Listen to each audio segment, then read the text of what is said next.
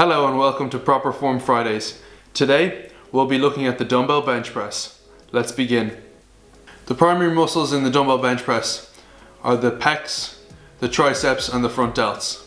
Secondary muscles include the serratus anterior, the biceps and other muscles within the shoulder. These are mostly for stabilization. How to perform the dumbbell bench press. Pick up the dumbbells with a neutral spine and stand directly in front of the bench. Bring the dumbbells in front of your body and rest them on your quads as shown.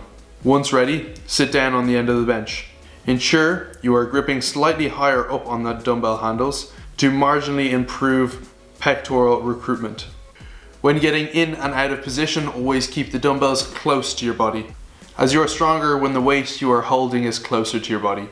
When prepared to begin, take a deep breath, brace, and rock back onto the bench. While the dumbbells are still close to your body, waste no time by pressing the dumbbells into the top position. On this first rep, your elbows should be tucked a little bit more to your side than the rest of the set. You can either rotate the dumbbells from a neutral grip to a more pronated grip either during the first rep or once you are at the top of the position. If you rotate your wrists during the first rep, it may allow your pec to assist more. Now that you're in the top position, it's time to lock yourself into place. First, plant your feet on the floor. I choose to have the ball of my foot on the floor and my feet slightly behind my knees, so it is easier to activate my quads. The quads are the main muscles when producing leg drive for the dumbbell bench press.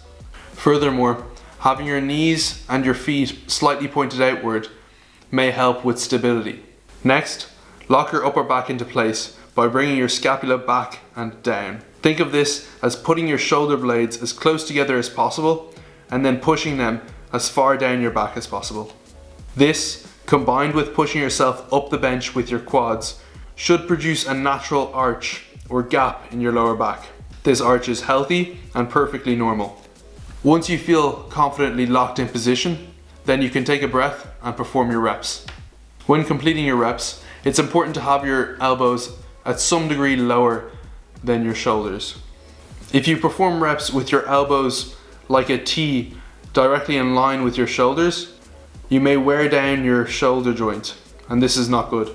Furthermore, the closer your elbows are to your hip, the more tricep dominant the movement becomes. The further out the elbows are, the more pec dominant. However, it is imperative that the elbows are tucked in to some degree. A good rule of thumb is a 45 degree between your shoulder and your hip. When you've completed your reps, bring your knees in the air and prepare to execute the opposite of the movement you conducted to begin the exercise with. As you bring the dumbbells down, attempt to have them closer to your body as you're stronger this way. Move the dumbbells to a position where when you sit up, they will be resting on your quads. In order to sit up, it is important to use momentum of the weight of your legs, as when you progress in weight, attempting to only rely on the strength of your abs to sit up probably won't be enough. This movement, along with getting into position, takes time and practice to execute. I recommend you practice these movements from as early as possible in your training. The strengths of this exercise. First of all, the load potential is extremely good, depending on the weight that your gym goes up to in dumbbells. The movement also allows for slight variation in form to accommodate different biomechanics or abilities of the individual. Finally, the use of dumbbells means this is a unilateral exercise, which should reduce asymmetry over time. The weaknesses of this exercise.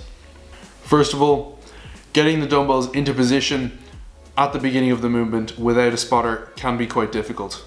Second, there is a medium-term learning period, as this exercise does require stabilization muscles and motor control to develop. So, what are the injury risks of this exercise?